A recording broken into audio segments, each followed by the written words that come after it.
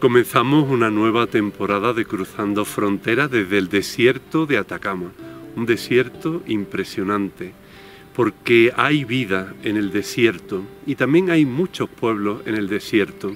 Hoy nos vamos a centrar en una localidad, en Diego de Almagro, que en 2015 vivió un aluvión que asoló a la población.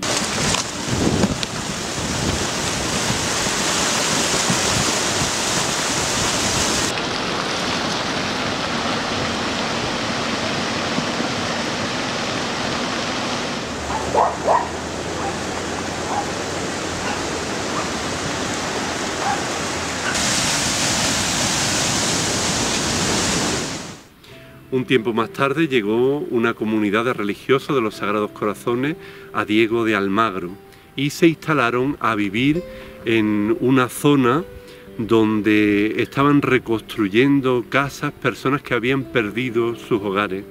Ellos mismos hicieron una casa de madera con sus propias manos. También atienden la parroquia de la zona y ellos nos van a explicar pues a qué se dedican todas las personas que viven por esta región de Diego de Almagro en la diócesis de Copiapó. También tendremos oportunidad de hablar con el obispo diocesano, con Ricardo Morales, religioso mercedario. Pues os invito a que entremos en esta zona de una gran belleza, porque realmente es bello el desierto. Estamos saliendo de la casa de la Comunidad Sagrados Corazones y nos está conduciendo Alex Vigueras, que nos va a contar un poco la historia de esta comunidad, por qué estamos presentes en esta zona. Nosotros vivimos en esta vía de emergencia, que es una población que se construyó después del aluvión del 2015. Que destruyó aquí en Diego de Almagro aproximadamente 200 casas. Entonces toda la gente que quedó sin casa o con las casas muy dañadas, se les entregó una casa de emergencia aquí en esta villa de emergencia. No había memoria de un aluvión tan grande, de una magnitud tan grande como la que hubo en ese año. Este aluvión fue a inicios del 2015 y luego después nosotros en mayo organizamos una misión de la Conferre. Veníamos de religiosas de varias congregaciones, vinimos a la diócesis de Copiapó, porque toda la diócesis fue afectada por la lluvia y visitábamos diversos lugares. Y Diego de Almagro es un lugar de los que visitamos y es de los lugares que había sido más afectado. Después vino un grupo de otros hermanos en una misión vocacional y nosotros hicimos como gobierno provincial, hicimos una visita a 4 posibles lugares, entre ellos Diego de Almagro, y después de visitarlo y después de un discernimiento en un capítulo, al final decidimos que nos veníamos acá a Diego de Almagro. Buena parte de la decisión de venirnos para acá tuvo que ver con que era un lugar donde nadie quería estar. O sea, estaba muy devastado después del aluvión, pero además un lugar que la gente acá se sentía muy abandonada, tanto por el gobierno como por la iglesia. Entonces, es de esos lugares que nadie se pelea por estar acá. Y eso fue uno de los criterios por los cuales nos vinimos acá. Es un pueblo minero de 8.000 habitantes. Se mueven toda a la minería del cobre, del oro y la plata. Acá podemos ver un lecho del río, el lecho principal. Ahora ya está con obras después del aluvión. Entonces se ha profundizado, se ha aumentado la carrera. Esta fue la parte que desbordó del río. El agua en las casas llegó a 1,5 metros, o en algunas del techo. Hubo casas que las arrancó de cuajo, entonces fue un aluvión bien grande. Murieron 6 personas en ese aluvión. Así que en buena parte el aluvión fue una de las razones por las cuales nos venimos para acá.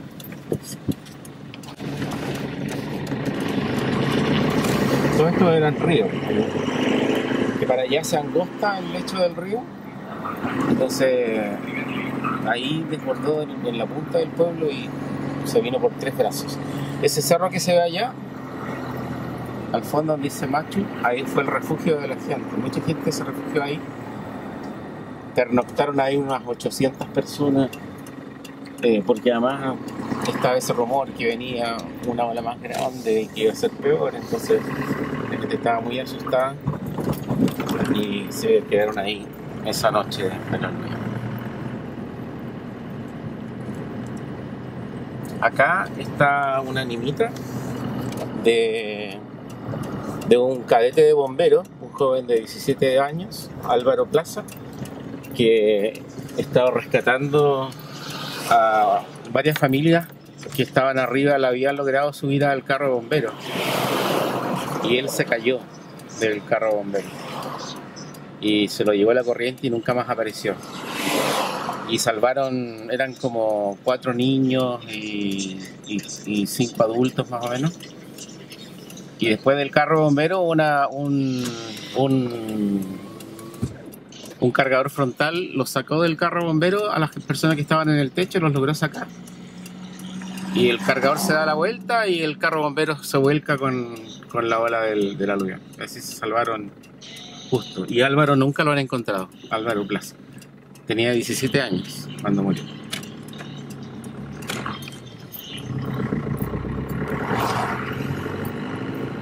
Estas zonas amplias habitualmente son lugares donde se estacionan camiones. Camiones que transportan ácido sulfúrico, que transportan implementos para la minería. Y todos esos camiones pasaban flotando, se los llevaba el agua. Fueron pérdidas muy grandes. Se perdieron, además de las casas, muchos camiones, muchos vehículos que se los llevó el agua.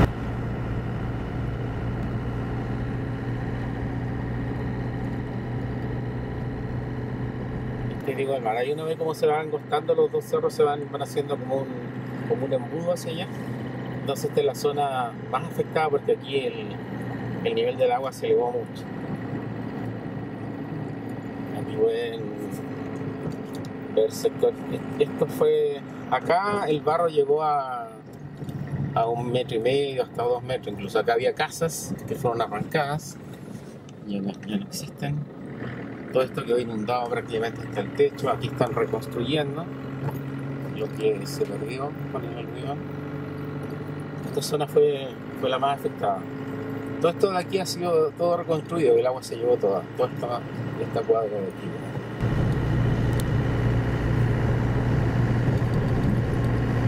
Sí, bueno, esta es una zona minera y acá hay muchas minas de pirquineros, que son pequeños grupos de mineros. 2, 3, 5, y ellos trabajan, encuentran una mina y la trabajan hasta que extraen todo el mineral que encuentran en una veta. Esto, por ejemplo, es una veta.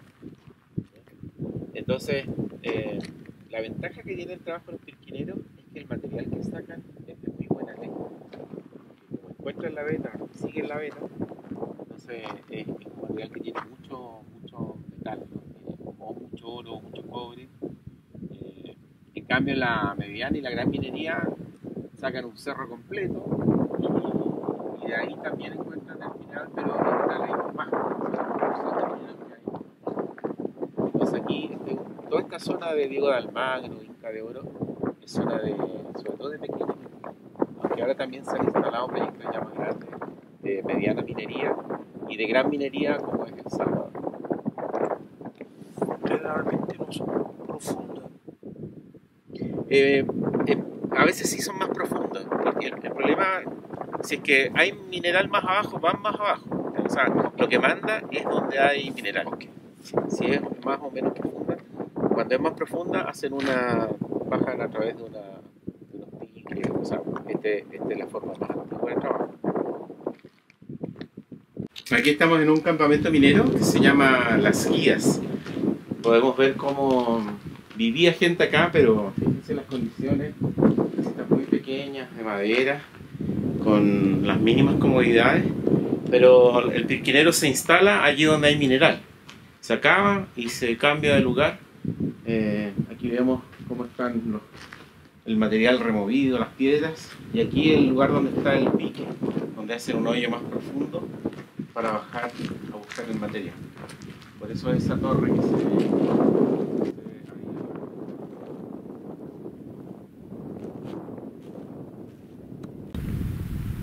Esta era la escuela del pueblo, las guías. Cada lugar minero, como estaban apartados, tenían que tener una escuela. Entonces, aunque hubiera poquitos niños, tenían siempre una escuela. La educación siempre fue muy importante para los mineros. No podían ir de aquí a Inca de Oro porque ir todos los días no había cómo, les quedaba lejos. En ese tiempo era más difícil contar con locomoción. Pero bueno, es lo que va quedando, ¿no? Pequeñas construcciones, vestigio de un pueblo que había aquí en este lugar.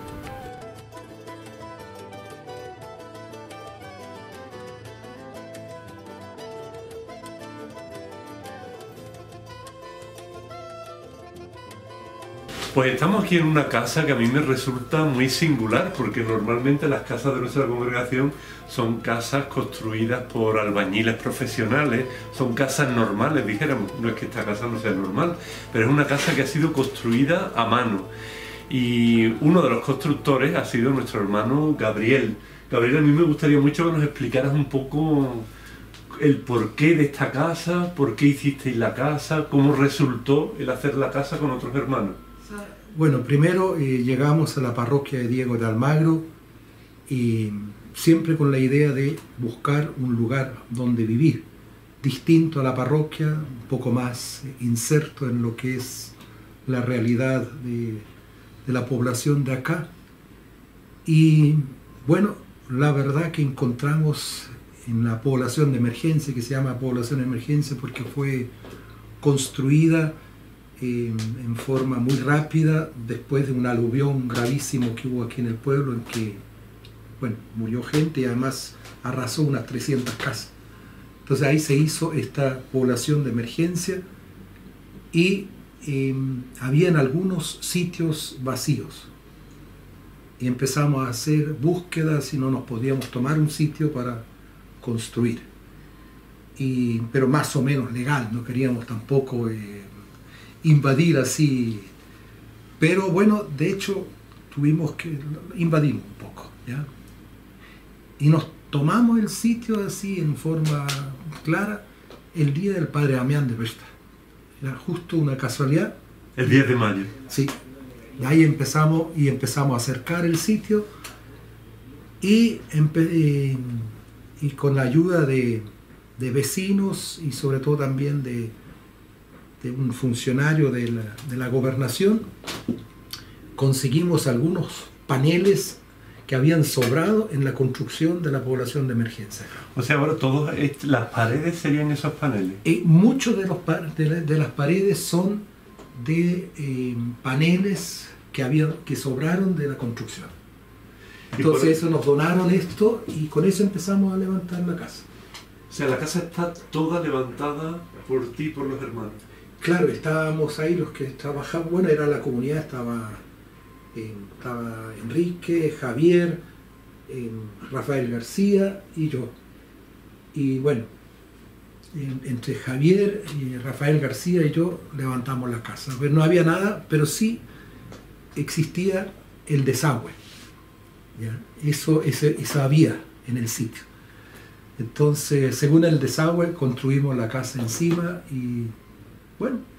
La casa que supone la fontanería, la electricidad, todo. No, bueno, claro, todo. No, si aquí no entró nunca un maestro, no lo hicimos todo entre nosotros. Mira, si hicimos cosas mal, si caminamos en la casa tú te das cuenta que cruje. Y claro, es un error que hicimos, pero bueno, ahí estamos, ya nos acostumbramos, ya no nos pasa nada con eso.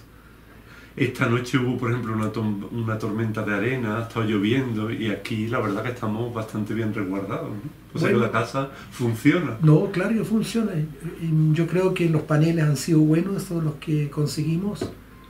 Y sí, yo me preocupé un poco de la aislación para que esté y creo que en verano no hace tanto calor y en invierno es bastante agradable. Para el agua caliente instalamos un termo solar que funcionó hasta este año. Muy bien, 4 años estuvo funcionando. Ahora, por las aguas calcáreas, o no sé qué aguas hay acá que son muy fuertes, parece que el tanque está reventando por todos los lados. Pero, bien, eso es la casa. Yo diría, demoramos, pero salió muy económica. Y lo bonito es que cada rincón de la casa tiene su memoria.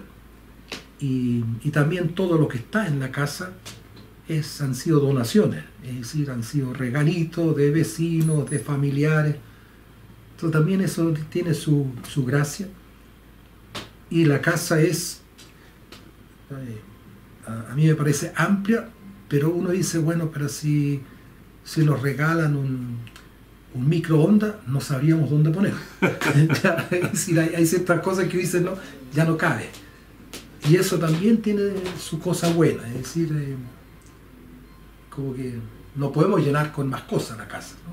Porque entonces yo diría casi nos obliga a un estilo de vida normal. Eso, ¿no? Pero fue un gozo construirla la casa, fue un gozo. Y además saber que todo está construido por vosotros, ¿no? Claro, y por casualidad salió siendo una casa muy comunitaria. Porque aquí tenemos comedor, cocina, y los dormitorios a ambos lados, y el baño. ¿Y la capilla? Y la capilla, pero la capilla está por fuera, claro. Entonces, es bien comunitaria la casa. Siempre si alguien está en la casa, no, es imposible no darse cuenta que está el otro ahí, ¿no? Y doy fe de que es una casa muy acogedora también.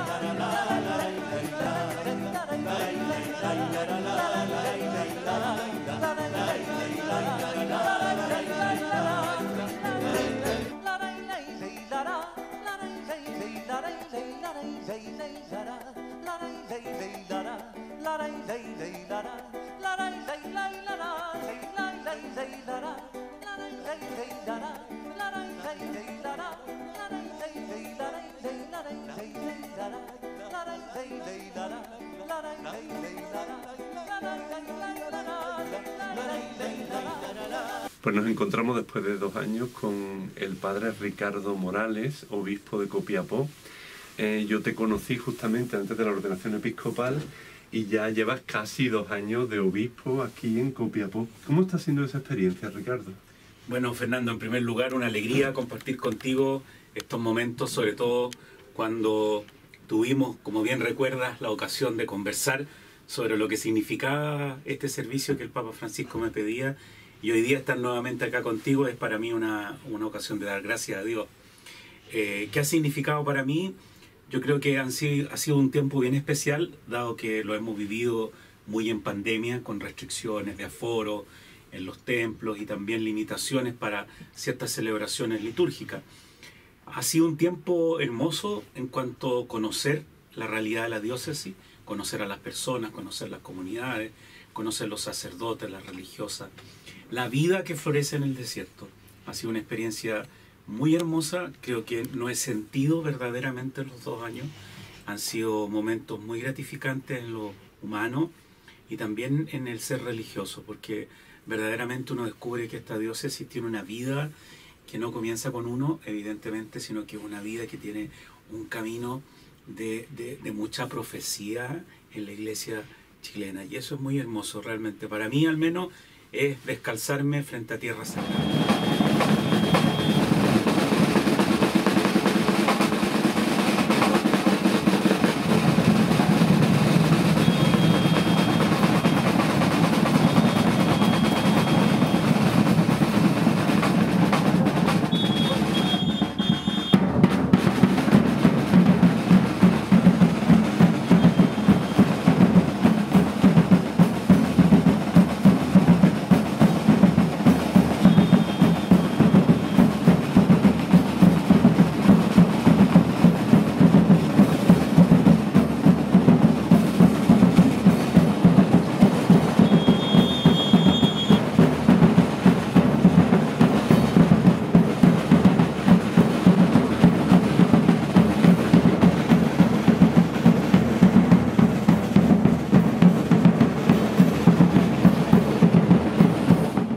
Alex, me gustaría hablar contigo un poco de esta parroquia del Espíritu Santo de aquí de Diego de Almagro.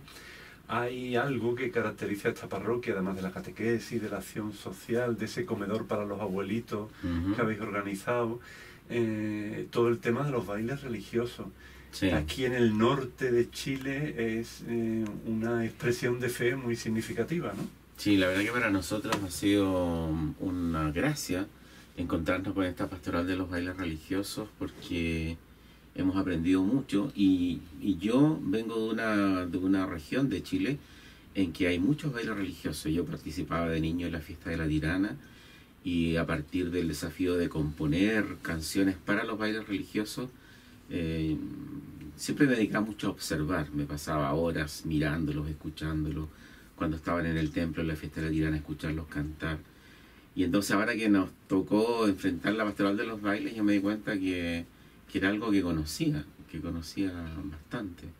Entonces, sobre todo, hemos tenido la posibilidad de potenciarlos en lo que ellos son, la manera como ellos creen, porque en la iglesia se ha dado mucha confrontación y se da aquí en Atacama también, que los bailes no se sienten integrados en las parroquias, que los párrocos no los integran plenamente porque sigue ese prejuicio de que es un tipo de espiritualidad como demasiado básico, entonces hay muchos recelos, pero acá se le han abierto las puertas a la parroquia para que se integren, y de hecho eso era algo que ya se había logrado desde antes. Pero creo que hay varias cosas que son muy lindas. Por ejemplo, esta espiritualidad siempre vinculada a los objetos, a la materialidad. Es una espiritualidad, por lo tanto, muy encarnada. Lo que significa el traje del bailarín, que es una ropa que le imprime dignidad. Yo como bailarín me revisto y eso tiene una dignidad que es sagrada, es muy lindo eso. Después los gestos, la danza, el baile, el canto, el hecho de bailar, de expresar cariño con el cuerpo. Alguna vez le preguntaba a una persona que baila en una morenada, ¿qué te pasa cuando bailas? Me resuena desde la punta del dedo hasta el cabello y con todo mi ser y todo mi cuerpo alabo al Señor y le expreso mi cariño. Y por otro lado, una dimensión que a veces no se analiza mucho es lo que pasa en torno al baile. Es decir, los bailes son comunidades eclesiales de base y funcionan como familias ampliadas que se acompañan mucho. Cuando alguien tiene problemas económicos, el baile hace rifa, el baile hace un plato único para juntarle plata. Cuando alguien está metido en la droga, el caporal del baile va y conversa con ellos. Es decir, es un espacio de contención comunitaria muy, muy importante al cual los que pertenecen a esa baila recurren con mucha frecuencia, como un espacio de ayuda, como un espacio de acompañamiento. Y lo otro es que el baile tiene siempre esa dimensión festiva. Siempre la expresión religiosa del baile está revestida de fiesta. Y en ese sentido, yo creo que viven esa escatología presente, ¿no? Esa alegría fundamental de estar juntos como familia, como baile, y de pertenecerle al Señor, de pertenecerle a la Virgen, de reconocer el cariño que ellos han experimentado en sus vidas con la Virgen, con el Señor, y eso se reviste entonces de alegría y de fiesta. Y eso es algo que es tan bello y que nos hace tan bien. De hecho, cuando los bailes están presentes, siempre todo se reviste y se llena de alegría, ¿no?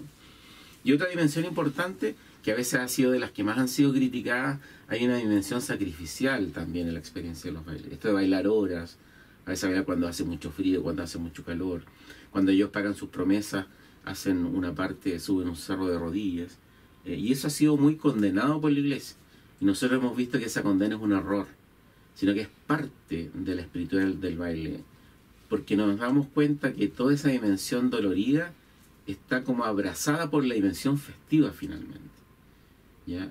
Y acá no se está en una cosa como de, ya se ha superado esa visión que si yo no pago la manda voy a ser castigado, no, sino que me importa tanto que yo soy capaz de hacer un sacrificio para la Virgen, para el Señor, pero como algo que yo quiero ofrecer en el fondo.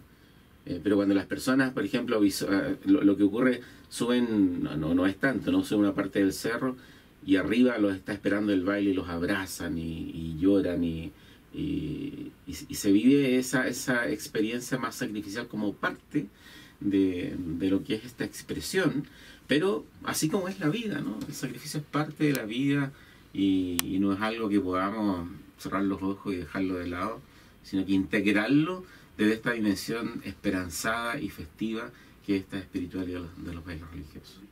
Bueno, hay una palabrita sobre la religiosidad popular que es tan importante en esta diócesis. Sí, bueno, acá en Diego de Almagro, donde están los hermanos, hay bailes religiosos. Los bailes religiosos son una expresión de fe muy hermosa. La gente se reúne en cofradías, en asociaciones, en federaciones, y estas agrupaciones bailan a sus santos patronos, bailan a la Virgen, bailan a sus santos, y es una dimensión muy hermosa porque se inscribe dentro de lo que muchos pueblos originarios también tenían. Entonces, cuando llega la evangelización, se produce ahí una unión entre lo que es la cultura de los pueblos originarios, como también la evangelización cristiana. Uno descubre en los bailes religiosos elementos de culturas ancestrales, pero desde una dimensión católica, desde una dimensión de fe, que es muy hermosa porque ahí se implica la familia entera, desde los más ancianos hasta los más niños. Y uno ve ahí un compromiso de fe, un compromiso de amor a la iglesia, un compromiso de devoción muy importante. Y yo me atrevería a decir, quizás sirviéndome un poco de lo que fue la experiencia en América Latina del documento Aparecida, uno podría plantear también como lugar teológico incluso estas manifestaciones de religiosidad popular como los bailes religiosos, porque ahí hay una manifestación evidente del espíritu, una manifestación evidente de fe, y eso creo que para nosotros es muy importante reconocerlo, valorarlo, acompañarlo y saberlo, pudiéramos decir, guiar en aquello que debe seguir progresando. Los bailes religiosos no solo vinculados a una fiesta en particular, sino que también que a lo largo del año puedan tener espacios de formación, de formación de comunidad, y esos son desafíos importantes que hoy día tenemos. Que se entere que somos gente normal. ¿Qué es normal?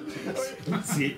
A ver, Jean-Blaise, tú que estás recién llegado a esta comunidad de Atacama, ¿qué es lo que más te llama la atención de estos hermanos? Es una comunidad sencilla, es una comunidad acogedora y una una comunidad trabajadora y una comunidad alegre. ¡Ole! ¡Ole, ole! Bueno, aquí hay algunos personajes que son bastante alegres. Una alegría. Especialmente la alegría del hogar. Y nosotros como congregación también creemos que esta comunidad nuestra de aquí de Diego de Almagro es una comunidad significativa por el lugar, por el entorno, por la manera de vivir. Tú como obispo diocesano, ¿cuál es tu valoración de esta comunidad de hermanos aquí en Diego de Almagro y en esta zona? Para mí, el que exista una comunidad religiosa como la de los hermanos de los Sagrados Corazones, acá en Diego de Almagro, es signo y profecía. Signo en el sentido de que es presencia de la iglesia que el Señor quiere en medio de los pobres. Y creo que eso es muy significativo en la línea de lo que el Papa Francisco nos está recordando, ¿cierto? Una iglesia que no está encerrada sobre sí misma, sino que una iglesia que sale a donde hoy día tenemos que estar, los lugares de sufrimiento, los lugares de exclusión. Y aquí, evidentemente, la presencia de esta comunidad religiosa es presencia de signo, ¿eh? Es un signo, su sola presencia. Por otra parte, también de profecía, porque hoy día estar con aquellos que más lo necesitan, que la iglesia se haga cercana a los dolores y a los sufrimientos de los hermanos y hermanas, creo que eso es muy, muy importante en cuanto a que estamos siendo, pudiéramos decir, vínculo entre lo que la iglesia hoy día nos pide a todos y lo que hoy día también nos reclama el pueblo de Dios. Esta comunidad es muy hermosa porque es una comunidad con hermanos con diversos dones y esos dones se complementan de tal forma que se puede construir un espacio de crecimiento para la comunidad católica de Diego de Almagro, pero también para la diócesis, porque cada uno de los hermanos es un aporte en esas dimensiones y trabajos pastorales, apostólicos que tiene la diócesis. Entonces, como digo, para mí es signo y profecía. Signo, como digo, la sola presencia, lo que hoy día el Papa Francisco nos pide, una iglesia en salida, una iglesia que no está acomodada, una iglesia desinstalada. Y por otra parte también, como digo, profecía de algo que el Señor nos promete. El Señor nos promete que está con nosotros, que está en el dolor, que está en el sufrimiento, que se encarna en toda realidad humana. Y yo creo que la realidad de los hermanos, los Sagrados Corazones en la diócesis, es una realidad súper encarnada, una realidad que toma en cuenta todas las realidades que hoy la diócesis tiene, desde la religiosidad popular hasta lo que puede ser un acompañamiento parroquial o una comunidad cristiana en particular. Creo que para la diócesis la presencia es hermosa, yo diría significativa en lo que cada uno de los hermanos es, y contento porque creo que la integración con la diócesis en general es muy positiva, muy buena. Me acojo, no quede yo nunca defraudado. Tú que eres justo, ponme a salvo. Inclina tu oído hacia mí. Ven a prisa a librarme, sé la roca y mi refugio, un baluarte donde me salve, tú que eres mi roca y mi baluarte. Por tu nombre dirígeme y guíame, sácame de la red que me han tendido. Nos encontramos en la habitación de Rafael Domínguez Johnson, otro de los hermanos Sagrados Corazones de esta comunidad de Atacama. Él, que es de Santiago de Chile, se encuentra ahora aquí en el norte, en el desierto. Bueno, ¿qué hace un santiaguino como tú en un lugar como este? Esas cosas de la vida, pues, yo nunca me lo imaginé. ¿Eh? Además, cuando entré a la congregación, ni siquiera estábamos acá en la diócesis de Copiapó, y por lo tanto yo nunca me lo imaginé. Bueno, uno en realidad nunca se ha imaginado un montón de lugares donde le ha tocado estar. Tampoco me imaginé haber estado 6 años en el sur, en Concepción 9 años y medio, en la zona de Valparaíso 9 años. Cuando uno entra recién, cuesta imaginarse dónde uno le va a tocar, ¿no? Es una cosa misteriosa, pero feliz, ¿eh? Yo, gracias a Dios, me he dado cuenta que tengo una cierta facilidad para acostumbrarme a los lugares distintos. De hecho, cuando recién me pidieron que me viniera acá a Atacama, me costó bastante porque yo tenía un paisaje lleno de lagos, ríos, volcanes, mucho verde. Yo decía, pero voy al desierto, puras piedras, cerro, y me ha encantado. Me ha encantado. Acá los cerros son una belleza, con colores distintos por los minerales, el cielo en la noche con las estrellas es una cosa maravillosa. Y lo más importante siempre en todos los lugares donde uno está es cuando ya se empieza a encontrar con las personas. Y me ha gustado mucho la gente acá del norte, la de Diego Almagro, personas muy, muy alegres, ¿no? Muy alegres. Rafa, se podría decir que esta es una comunidad bastante artística y dada a la comunicación. De hecho, tú estás haciendo una pastoral muy interesante, tanto en Instagram como en YouTube, con tu canal de Rafa Gram. Cuéntanos de qué va esto de Rafa Gram, bueno, y también de tu canal de YouTube. Sí, bueno, el primero que comenzó fue el canal de YouTube, que comenzó en marzo, que empecé a usarlo más, porque antes lo tenía desde antes, pero lo empecé a usar mucho más en marzo del 2020.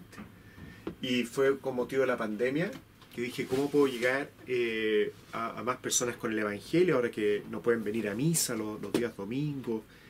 Y ahí empecé con los comentarios del Evangelio, y eso ha seguido. Ya llevo más de 2 años con el Evangelio de cada domingo, también las fiestas especiales, ¿no?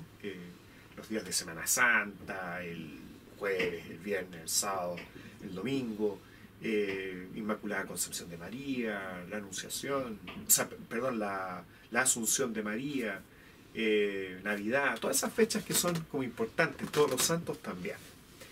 Y también hice 10 videos de acompañamiento al duelo, porque estaba muriendo mucha gente y sin muchas posibilidades de acompañar como uno quisiera, ¿no? Entonces hice 10 videos del duelo y también algunos otros videos de otros temas. Eso en YouTube. ¿Y cómo se llama este canal de YouTube? Este canal se llama Rafael Domínguez Johnson, SSCC. Acá está mi canal. Ahí se pueden ver los videos que he ido publicando. Hay un montón de vídeos, ¿eh? Sí, son... Bueno, este es el estudio, vemos ahí el aro de luz. Sí, el aro de luz se me rompió, pero me ha servido para cambiar un poquito mi escenografía de mi pieza, porque este es mi estudio principal. También a veces uso la capilla de la casa, he usado de repente el templo o la casa ya de... He usado distintos lugares, pero este es mi estudio principal. Rafa Gram siempre lo he hecho aquí, y una sola vez me tocó hacerlo en Santiago, porque me tocaba estar de visita en otra parte, entonces lo hice en la casa de mi hermana, una vez. Y Rafa Gram es de mi canal, o sea, de mi página de Instagram. Mi página es Rafael SSCC, esa es mi página, y el programa se llama Rafa Gram, ¿ya?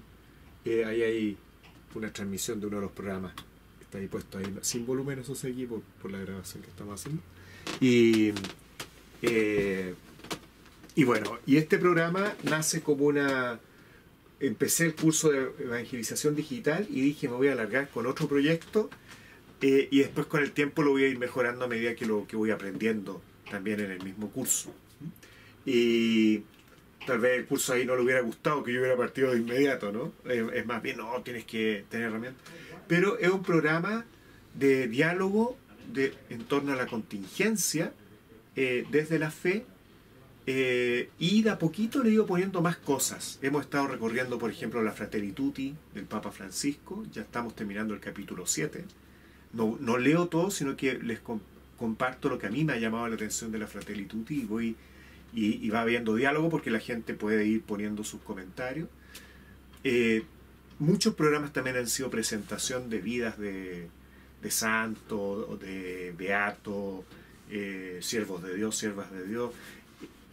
Principalmente jóvenes. Me he preocupado principalmente de buscar gente joven, Carlos Acutis, Chara Badano, hay otra Chara que se me olvidó en este momento el apellido, etcétera. Mucha gente así joven. Eso no lo hago siempre, pero muchos programas va con eso. También un rincón litúrgico le he agregado ahora último, en que ahora estamos recorriendo la misa. Vimos en un momento los colores de la liturgia. Vemos movimientos litúrgicos también, cuando vamos recorriendo la misa, a ver cómo se entra, cómo se va a leer el Evangelio, etc. Y Y así, ha sido hay una variedad de cosas. En otra ocasión entrevisté también a dos laicos, un matrimonio, que conversaron con el Papa Francisco el 9 de diciembre del año 2021. Tuvieron un encuentro con él, un grupo de como 6 laicos que fueron a hablar de su preocupación por la Iglesia en Chile con el Papa. Fue una entrevista muy impresionante, muy bonita esa. Y también le voy agregando más cosas, un programa bastante libre de ir reflexionando temas. Las mismas personas van proponiendo temas a conversar.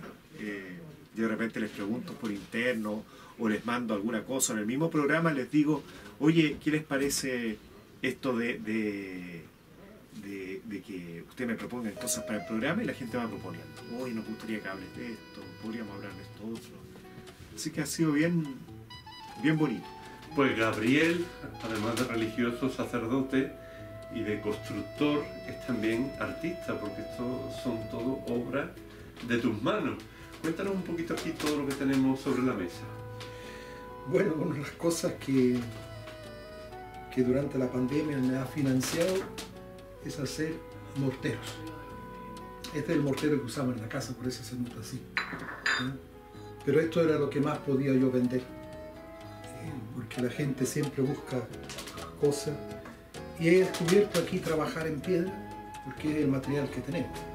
Entonces, sobre todo he hecho muchos morteros, bandejas, platos, etc. Pero todo se ha ido así rápidamente. Y por jugar he hecho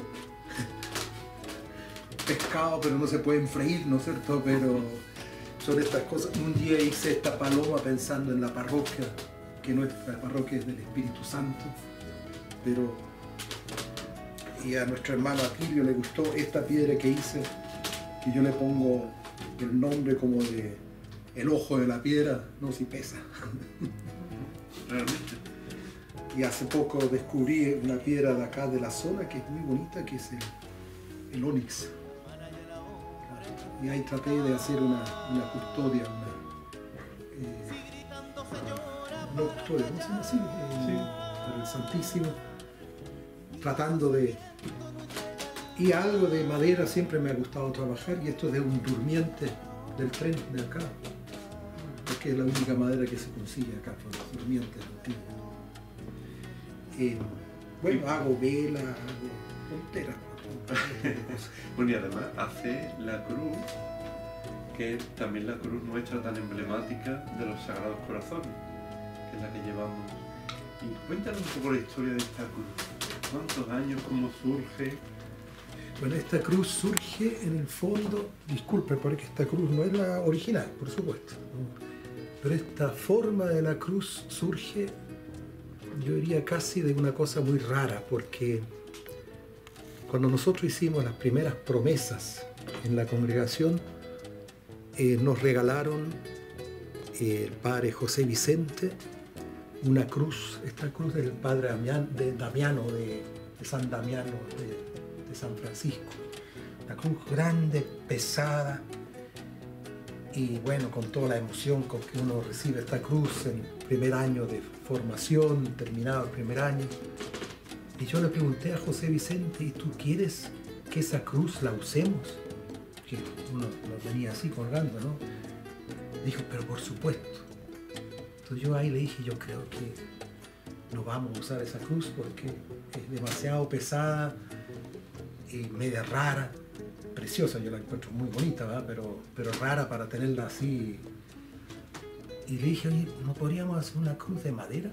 Ya, pues, dijo. Se entusiasmó rápidamente y me dijo, pero diseña una.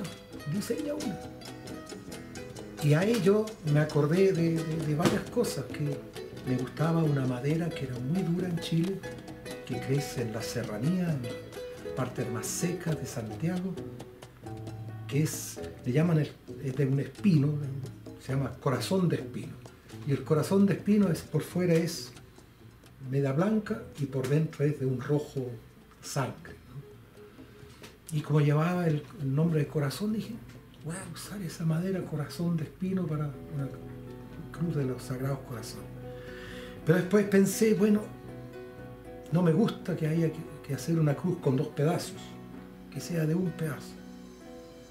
Y para que sea resistente, dije yo, de alguna forma que esta parte donde se abren las manos tiene que ser un poco más grueso. Eso es casi por técnica nomás, ¿no? Ujú. Pero además dije yo, tendría que ser una cruz que da esperanza, porque estábamos en el año 74, 1974, en pleno golpe militar, primer año de la dictadura, con muchos muertos, con mucha violencia, con desaparecidos, y realmente una época muy oscura de nuestra historia. Entonces decía algo de esperanza, que haya algo de que levante el ánimo. Y ahí por eso yo hice esta cruz con las manos así para arriba.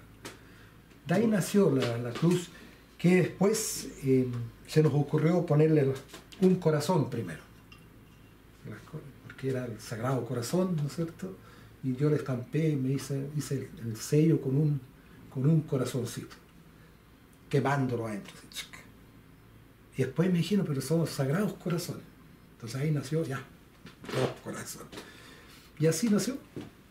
Y la verdad es que rápidamente en la provincia chilena se entusiasmaron, así que estuve en el 2.º año de mi formación haciendo muchísimas cruces. Después me pidieron desde el Perú y de muchos lugares me pidieron que les mande. Sí, porque se ha extendido por toda la congregación.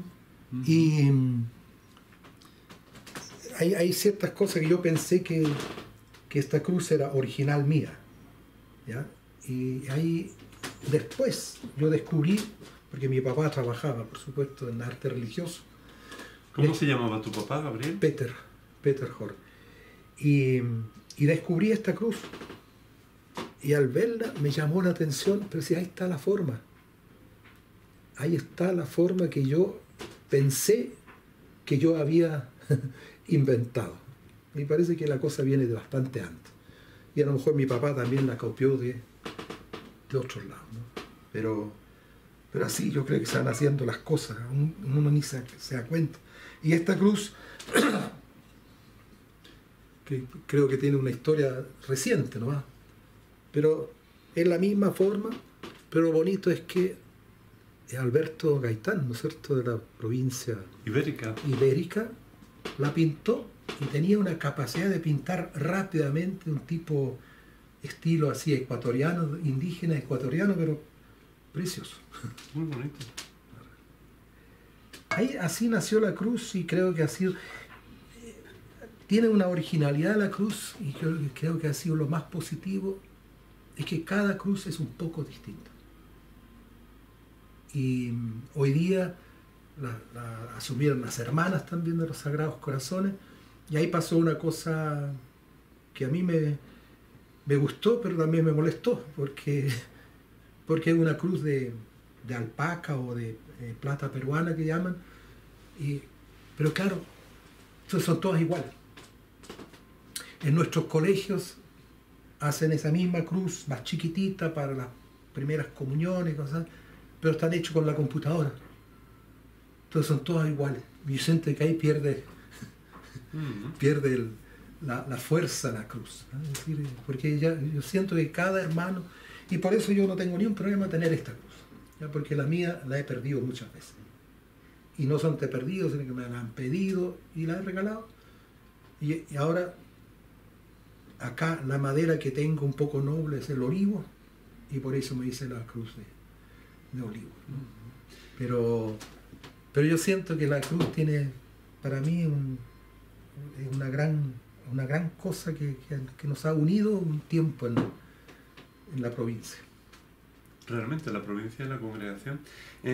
Gabriel, tú, claro, el arte y también la naturaleza son como vehículos que te llevan hacia la experiencia de Dios, ¿no? Hacia el encuentro con el Señor. ¿Cómo es esa experiencia también en torno al arte y a este desierto que por otro lado tiene tanta vida? Bueno, primero, yo no puedo hablar mucho de arte porque tuve un papá que realmente era artista. Entonces, yo me siento artesano, no artista, artesano. que trabaja la madera, el cobre, lo que sea, ¿no? Con mucho gusto, con mucha alegría. Pero puedo hacer esto, pero también me gusta instalar un califón, ¿no es cierto? Hacer paredes. Yo siento que el poder transformar parte de la naturaleza es uno como que yo siento que en todo esto está Dios, ¿no? Y que uno pueda sacar un poco más vida de una piedra que ya tiene vida, ¿ya? Que uno puede sacarle un poco vida, yo creo que es descubrir también las huellas de Dios en toda la naturaleza, en el paisaje, en los colores. Aquí en el desierto es de una belleza tan grande, ¿no? Entonces, eso me hace rezar, me hace... mi papá, yo diría, tallaba muchísimo y él tallaba arte religioso porque él se sentía misionero. Él quería, de alguna forma, revelar el rostro de Dios, el rostro humano de Dios con su arte. Y algo de esto me ha transmitido a mí también. Entonces, por ahí lo siento. Y también en la diócesis estáis haciendo un camino precioso en torno a la sinodalidad, el sínodo sobre la sinodalidad. ¿Cómo valoras tú todo lo que está suponiendo esta sinodalidad a nivel diocesano? O sea, yo estoy realmente fascinado, estoy muy contento del trabajo que se ha hecho. Creo que hemos podido vivir una experiencia muy, muy hermosa como diócesis. En primer lugar, yo te diría desde lo que fue la convocatoria a la Asamblea Latinoamericana, Eclesial Latinoamericana que convocó el CELAM. Desde ahí como que iniciamos un camino, ¿no? Que costó por el tema de la pandemia, ¿cierto?, iniciarlo, pero que se reforzó con la experiencia del sínodo sobre sinodalidad. Y también para nosotros como Iglesia de Chile, preparando la Asamblea Eclesial Nacional, que la realizaremos este año en octubre, donde también han existido instancias de participación, de escucha. Creo que para la diócesis ha sido una bendición la experiencia de preparación del sínodo. Creo que hemos logrado convocar a un número importante de personas, hemos podido escuchar a muchos, a muchas, hemos podido llegar a lugares donde no llegábamos, jóvenes, por ejemplo, que no se identifican con parroquias, con movimientos, escucharlo. Eso fue una experiencia muy, muy, muy, muy hermosa. Y creo que también el equipo que conformamos de preparación al sínodo ha sido muy, muy importante, porque ha sido un equipo conformado por laicas, por religiosas, por religiosos, por sacerdotes, y eso creo que ha sido muy, muy valioso porque ha sido reflejo no de una élite eclesial, sino que de una participación muy, muy, muy fuerte de todos y todas. Y eso ha sido muy, muy, muy bonito. Yo realmente estoy muy contento porque es un camino que nos ha llevado a escuchar. Escuchar qué dice la gente, qué sueña la gente, qué esperanzas tiene puesta en esta iglesia de Atacama, en esta iglesia particular. Y eso ha sido muy, muy, muy reconfortante, muy hermoso. Y como yo les manifesté en diversos espacios y asambleas, creo que más allá de lo que nos pide el sínodo sobre sinodalidad que se va a celebrar en el 2023, para nosotros los insumos obtenidos como documentos de reflexión y de interpelación son un elemento que vamos a tomar para nosotros como iglesia particular, iniciar cambios, proponer ciertas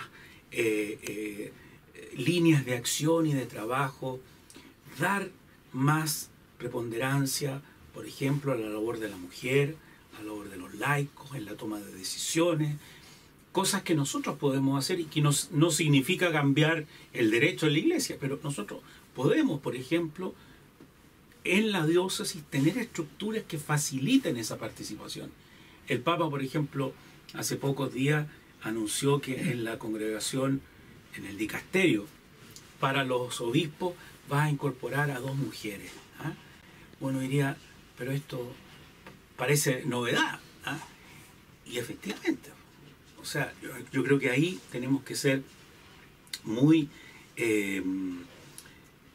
abiertos a lo que el Espíritu nos está suscitando. Yo creo que aquí, en la iglesia, el documento que nosotros entregamos a la Comisión Central en Chile, ese documento no lo entregamos solo por cumplir lo que se nos pedía, sino que al interior de la diócesis ese documento lo seguiremos trabajando, lo seguiremos reflexionando y escucharemos qué nos dice la gente que quiere de la iglesia, cómo sueña la iglesia. Finalmente, decir que los espacios que tuvimos de escucha, de oración, en la preparación de este sínodo han sido muy hermosos, muy hermosos. La gente tenía ansias de ser escuchada, ansias de hablar, ansias de proponer aquello que llevan en el corazón, y creo que eso ha sido muy, muy hermoso. Y el proceso lo hemos hecho no por cumplir, sino que lo hemos hecho con el convencimiento de que es el camino que tenemos que hacer. Pues Ricardo, muchas gracias por todas estas palabras que ciertamente nos han animado mucho y ojalá que podamos seguir conversando y estando en el camino. Muy bien, yo te agradezco mucho, Fernando, tu presencia acá, la visita que haces a los hermanos acá de la comunidad de Diego de Almagro, porque siempre es bueno recibir hermanos y amigos, ¿ah? Y siempre es bueno también nutrirse de nuevas experiencias. Tú recorres todo el mundo, ¿cierto?, como consejero, y te das cuenta de aquellos énfasis que la comunidad de los Sagrados Corazones está poniendo hoy día en el mundo, porque el corazón de un Sagrado Corazón, tengo claro que no es solo en un lugar, sino que es un corazón que se extiende a todo el mundo. Así que gracias por estar acá, gracias por tu simpatía, tu amistad, tu oración. Créeme que eso nos ayuda en el caminar, porque todos construimos y ayudamos con nuestro pequeño y mínimo esfuerzo en esta iglesia que quiere Jesús. Así que muchas, muchas gracias y te deseo lo mejor, un buen regreso y adelante, porque eres itinerante, ¿ah? A veces te veo en México, otras veces te veo en Europa, otras veces te veo acá, así que desearte lo mejor en este servicio que el Señor te pide en medio de tus hermanos. Así que adelante, ¿ah? Muchas gracias. Muy bien. Caminemos con la Carmelita hacia una iglesia sinodal, recibe, escucha y anuncia. Estamos terminando ya la fase diocesana del sínodo sobre la sinodalidad y pronto vamos a entrar en la fase continental, ya prácticamente estamos. Tú estás trabajando en el equipo diocesano del sínodo, Claro. aquí en la diócesis de Copiapó, y también estás trabajando en el equipo nacional de todo Chile del sínodo. Con todos los informes que van llegando ya de las diócesis o aquí, o de la propia diócesis de aquí de Copiapó, ¿qué destacarías? ¿Qué te ha llamado a ti la atención de estos informes? Bueno, yo creo que lo primero es que el proceso sinodal ha entrado. Es decir, trabajando en el sínodo nos estamos volviendo más sinodales. Y los equipos integrados por laicos, religiosas, hombres, mujeres, sacerdotes, hemos hecho un trabajo juntos. Y lo que la gente ha agradecido mucho, mucha gente ha dicho, es primera vez que me siento escuchado, es primera vez que puedo decir lo que realmente siento, porque se han sentado en pequeños grupos a conversar con dinámicas que han permitido y han animado a que la gente diga de verdad lo que le pasa. Entonces muchos han dicho, siento que en el informe diocesano, cuando hicimos la asamblea, por ejemplo, aquí hay verdad, aquí hay sinceridad. Y eso es un paso gigante. Yo creo que ahí hay un paso muy grande. Lo mismo ha pasado a nivel nacional, que empieza a aparecer la verdad de lo que vivimos. Y la verdad dolorosa, pero también la verdad llena de esperanza y llena de fe de la gente. Una de las cosas que me ha pasado es que a pesar de las grandes crisis que hemos vivido en Chile, sobre todo con la crisis de los abusos, uno percibe en la gente esperanza, confianza, ganas de amor a la iglesia y por lo mismo ganas de que la iglesia cambie y se transforme. Y eso ha sido muy impresionante, porque uno podría haber esperado como un ambiente muy depresivo simplemente, pero no, hay esperanza en el cambio, hay confianza en que van a venir cosas nuevas. A nivel de dificultades, una gran dificultad que apareció mucho por todos los lados, una dificultad con el clericalismo y con el clero también. El clero ha sido un estamento difícil de convencer, en algunos lugares ha bloqueado los procesos y no se han integrado. Algunos sí, y eso ha sido muy bonito, pero uno ve que ahí hay un problema. Es decir, en el clero y en el clericalismo hay un problema que hay que mirar con atención. Al clero hay que mirarlo con atención, ver cómo se le acompaña, pero tiene que haber ahí un cambio muy profundo que va más allá de que los sacerdotes tengan actitudes nuevas, sino cómo miramos de nuevo el rol del sacerdote en la iglesia. Una resignificación importante del sacerdote en la iglesia. Y lo otro que ha aparecido mucho es el rol de la mujer.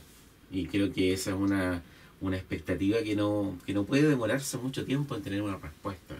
Creo que necesitamos una integración plena de la mujer en la iglesia y hay que buscar los caminos para que eso pueda ocurrir.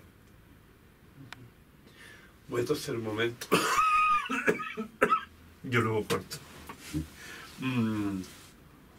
Hablando de este tema del clericalismo y de cómo ser sacerdote hoy día, aquí en esta comunidad de Diego de Atacama, claro, es una comunidad religiosa en la que los sacerdotes servís en equipo. O sea, que no hay un párroco, sino que los 3 hermanos sacerdotes atendéis tanto aquí en Diego de Atacama como en otras poblaciones cercanas. Claro. Entonces, ¿cuál es vuestro diseño pastoral de ejercicio del ministerio? Bueno, yo creo que gracias a Dios hemos podido ejercer un liderazgo de equipo. Y creo que parte de eso ha sido primero la voluntad de querer poder hacerlo así, pero también pasa porque nos encontramos mucho y todo lo vamos conversando. Entonces todos tenemos el mismo conocimiento de lo que pasa en la parroquia.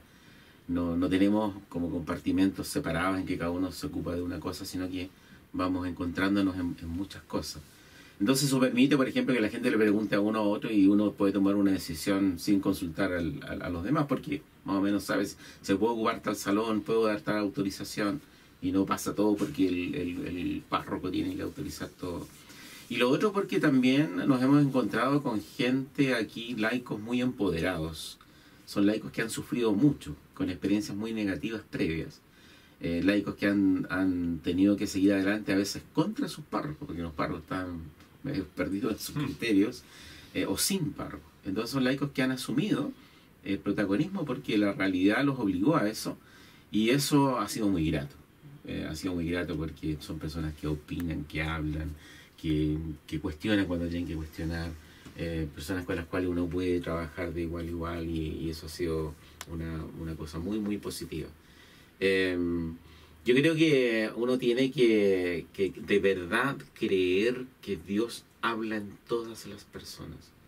Hasta la persona más sencilla, Dios habla en todos. Entonces tenemos que disponernos a escuchar, a prestar atención, a darle espacio a esa acción del Espíritu que actúa en todos, y no sentir que nosotros somos como los que tenemos esa última palabra. Y por último, la invitación del Evangelio es más que a mirarnos como iguales. Ahí no termina la invitación del Evangelio. La invitación del Evangelio es mirar al otro como más que yo. Y por lo tanto el otro es tan importante y es tan más que yo soy llamado a ponerme como servidor. Y ahí tenemos que apuntar. No basta nomás esto de que somos todos iguales, no. Cómo nos ponemos como servidores de los demás de tal forma que el otro aparezca, que el otro se realice, que el otro aparezca en toda su plenitud. Es una cosa que mucha gente le reconoce al Padre Esteban. El Padre Esteban, él decía, no nos trataba como pobrecitos ni como niños, nos trataba como personas capaces de muchas cosas, y así que aprendimos a creer en nosotros, y mucha gente que estaba en la miseria, jóvenes, niños que estaban en la miseria, son profesionales actualmente, porque estudiaron, porque iniciaron un proceso a partir de esa confianza que se les transmitió de que ellos podían. Y a veces digo, la sinodalidad es caminar juntos para poder desaparecer nosotros. Y no ese caminar juntos como dependiente, que si no estamos nosotros nadie camina y la cosa no. Estar juntos, pero para que después el pueblo de Dios camine solo y hacernos prescindibles. Y yo de verdad creo que es así. Como Pablo, que pasaba por las comunidades y desaparecía, y después seguían solas. Y Jesús, que decir, que estuvo y después la comunidad, con su presencia en el Espíritu, pero la comunidad tuvo que seguir adelante. Hay una experiencia aquí en Chile que es la de los peumos. ¿Qué sucede con estos jóvenes una vez que salen de nuestros colegios? Ya. una vez que los jóvenes salen de nuestros colegios o de obras en que está la congregación, se hace un proceso de selección mientras están en cuarto medio y se les invita a vivir lo que nosotros llamamos la experiencia peumal. La experiencia peumal es una experiencia de servicio de un año, tanto social como pastoral, en distintos lugares. Acá históricamente los lugares han sido La Unión, con grupo de peumos, después un buen tiempo de peumas también en Argentina de peumos, en Buenos Aires, y en Diego de Almagro desde el 2020, peumas acá en Diego de Almagro. También hubo un tiempo algunos peumos, como 2 o 3 años en Río Bueno también. ¿Y por qué se llama peumos? Se llama peumos porque la primera calle donde vivieron los que hicieron esta experiencia se llamaba la calle Los Peumos. Entonces, como vivían ahí, y casi todas nuestras comunidades se llaman por el nombre de la calle, la mayoría de nuestras casas, también a veces por la zona, se le puso Los Peumos. Y desde ahí se empezó a llamar la experiencia peumal más allá de donde vivan. Entonces por eso se le llama experiencia peumal, solo por el nombre de la calle. Y el nombre viene también porque antes, por ahí por el año 95, o 94, por ahí, hubo una experiencia de mujeres jóvenes profesionales recién recibidas que fueron a prestar un año de servicio en La Unión, eran 4, y como vivieron en la calle Los Peumos, la gente le decía Las Peumas. Entonces ahí salió que esta experiencia se llama la experiencia peumal. Y son servicios tanto, como decía, sociales como pastorales, durante un año. Y acá en Diego de Almagro se ha dado también una cosa muy bonita que ha sido con mucha formación. El año 2020, 2021, con la pandemia tan fuerte, las chiquillas estuvieron mucho, acá chiquillas son las jóvenes, depende del país que la vean. Las jóvenes estuvieron con muchos momentos de encierro y entonces eso nos llevó a también en esta experiencia que también fue una oportunidad de mucha formación, tanto bíblica, litúrgica, pastoral, también de conocerse a sí mismas con el enneagrama, etc. También los otros hermanos daban talleres, Gabriel les daba taller de gafitería, de electricidad. Alberto de España, Alberto Gaitán, les dio taller de trabajo con la madera, les dio trabajo hicieron reciclaje del papel, etc. Entonces los hermanos también colaborando con el Alex también desde sus especialidades musicales, etc. Además tú has acompañado a varias comunidades peumales durante muchos años, tanto en La Unión como aquí. Yo creo que tú disfrutas con esta experiencia. ¿Qué te aporta a ti personalmente como religioso? A ver, me ha aportado mucho el tema de aprender a escuchar muchos modos distintos de ver la vida. Escucharlo desde las nuevas generaciones es distinto de repente a la mirada que uno tiene.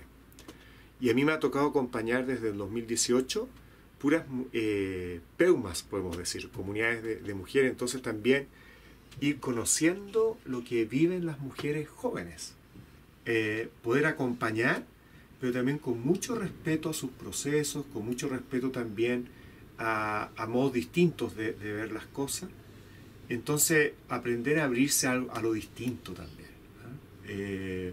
y con tranquilidad, no con un peso así terrible. Por otro lado, valorar mucho a la juventud. O sea, me han enseñado, he aprendido mucho de ellas. Me han enseñado a mirar de otra manera también. No es solo acoger un modo distinto de ver las cosas, sino que también, así como yo he sentido estos años que ellas aprendieron también de mí, yo aprendí mucho de ellas. He aprendido mucho de ellas. Me han enseñado muchas cosas que tienen que ver con la cultura machista, por ejemplo, y que uno todavía arrastra elementos. Ellas me han enseñado a darme cuenta de cosas que antes yo no me daba cuenta. Entonces también les pedí ayuda. De repente había un chiste que a mí me gustaba y yo decía, pero ¿será machista o no? Se los voy a contar. Y les decía, ustedes me dicen si este chiste se puede contar o no. Y ellas me decían, así con toda tranquilidad, mira, Rafael, no hay que contarlo, y me explicaban el por qué. Ya, perfecto, no lo contamos más.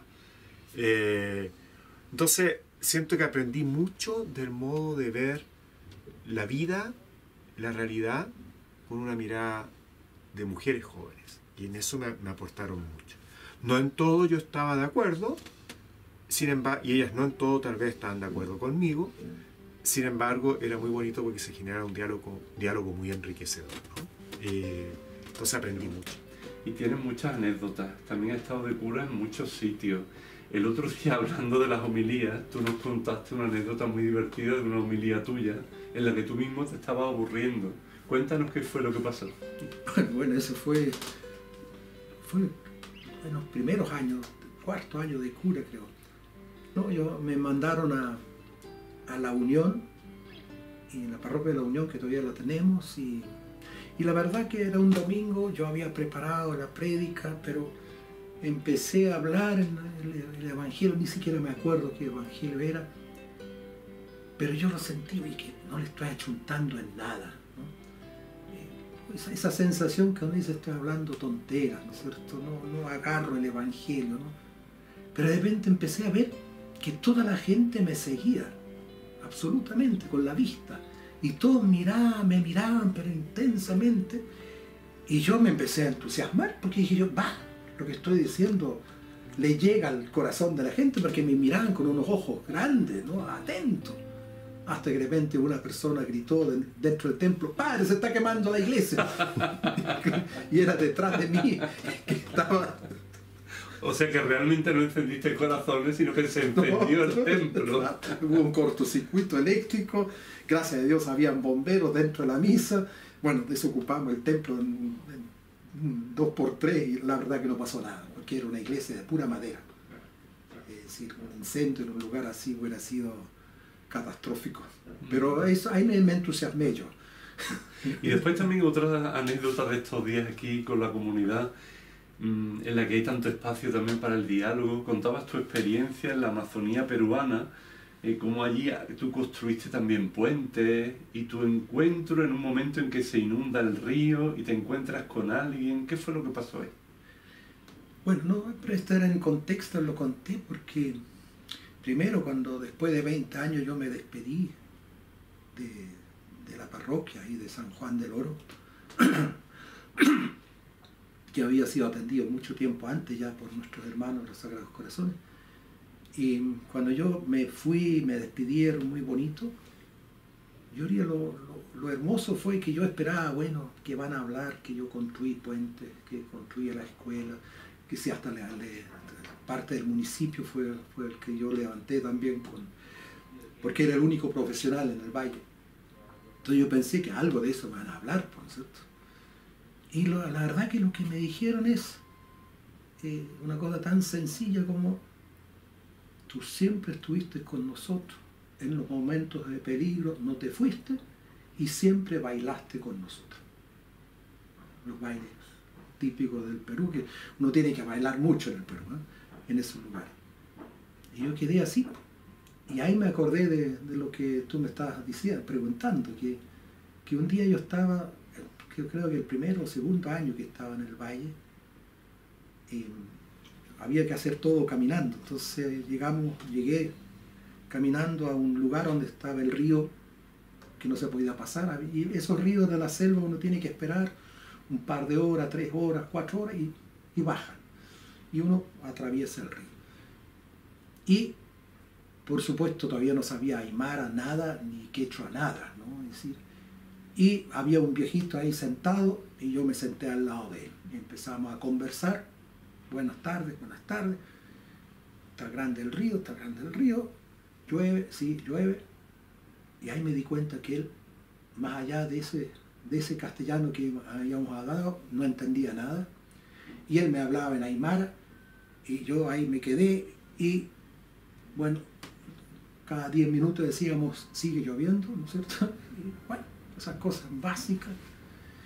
Pero lo bonito fue que después de 2 o 3 horas bajó el río, pudimos entre los dos cruzar el río, porque ahí uno se aguanta mejor entre todos. Así que cruzamos y seguimos adentro. Él tomó a un sector y yo para otro, y llegué a la comunidad donde tenía que ir.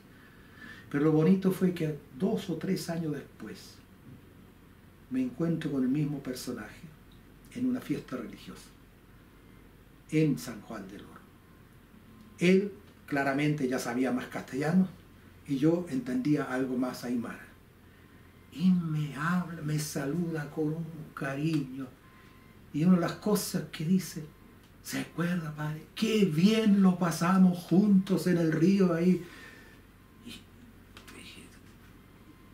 eso me quedó grabado como diciendo, a lo mejor el estar sentado al lado de un hermano, a lo mejor vale más que muchas prédicas. Lo que me dijeron en la despedida, me di cuenta que a lo mejor yo he puesto mis ojos en las obras, en la misión, en las primeras comuniones, en la catequesis, y a lo mejor era más importante lo que ellos dijeron, siempre bailaste con nosotros y siempre estuviste con nosotros.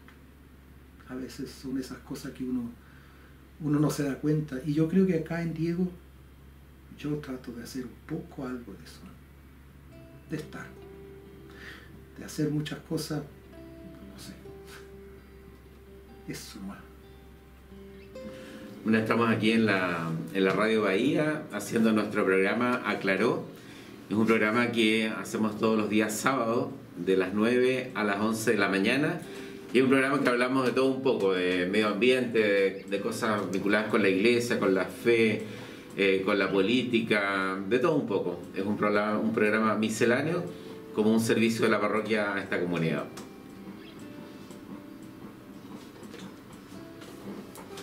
Bueno, a mí me toca acá la tarea de ser el controlador y también, bueno, también participamos del diálogo, vamos comentando también lo que está aconteciendo con Alex. Y el ser controlador significa probar los micrófonos, estar viendo que todo funcione bien, que salga bien al aire. ¿Ah? Acá uno escucha cómo está saliendo y uno acá tiene una planilla donde prepara el programa. Y uno acá con los controles se va moviendo cuando hace cambios de música y todo eso. Yo creo que otra de tus facetas, además de teólogo que aplica metodologías concretas a la pastoral, es la de la música, que se ha convertido en una auténtica expresión y en una herramienta muy importante de tu pastoral. Tú eres el creador de la misa pampina y ahora también estás finalizando ya la misa de Atacama. Vale. ¿Cómo surge esta misa de Atacama?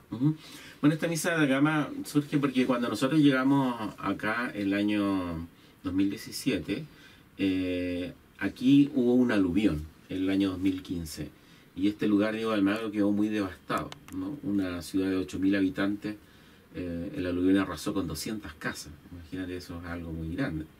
Aquí estuvieron tres meses o más sin agua potable, 4 meses más o menos sin agua potable. Entonces, situaciones muy difíciles, muy extremas. Y ya en 2017 me tocó ver a mí cómo la gente fue saliendo adelante. Entonces, en la misa de Atacama toma esa experiencia y la mira desde la perspectiva espiritual. Entonces, y pone la imagen también del desierto florido, de la vida que vuelve a renacer, y todo eso como una respuesta de amor a un amor, podríamos decir, que ha atravesado esta comunidad y que la ha hecho creer en sí misma, salir adelante, volver a tener esperanza, unirse como comunidad para poder salir adelante. Entonces tiene toda esa de fondo, toda esa idea del renacer, de volver a caminar, de volver a tener esperanza después de haber estado en el barro. Entonces tomo como referente principal esto de ni las aguas torrenciales apagarán el amor, ni los ríos caudalosos lo anegarán, porque el amor es fuerte como la muerte. Ese es como el texto que hace de trasfondo de toda esta misa. Entonces, ¿esto está inspirado en el Cantar de los Cantares? Por lo menos el canto principal, claro, tiene esa inspiración, el Cantar de los Cantares. Sí. Pues si te parece, Alex, podríamos terminar este programa de hoy desde el desierto de Atacama, desde Diego de Almagro, con alguna de tus canciones de este nuevo disco, claro, que va a aparecer muy pronto. Bueno, disco no, porque va a estar en Spotify. ¿Cómo va a ser? Sí. Bueno, hoy día ya los discos físicos ya casi no se hacen, sino que todo se sube a Spotify y a las plataformas online, y desde ahí la gente puede escucharlas o puede bajarlas, ¿no? Este es el canto de entrada de la misa de Atacama y se llama Renacidos. Y las aguas torrenciales han podido derribarnos, y las aguas torrenciales han podido derribarnos, y los ríos caudalosos vencieron al amor, y los ríos caudalosos vencieron al amor. Por eso estamos aquí cantando y bailando, confiándonos siempre en ti, en tu misericordia. Por eso estamos aquí cantando y bailando, confiándonos siempre en ti, en tu misericordia. Porque el amor es fuerte como la muerte, porque el amor prevalecerá, porque el amor es fuerte como la muerte, porque el amor prevalecerá. Estuvimos sumergidos en el barro de la muerte, estuvimos sumergidos en el barro de la muerte, y ahora estamos renacidos para alabarte, Señor, y ahora estamos renacidos para alabarte, Señor. Por eso estamos aquí cantando y bailando,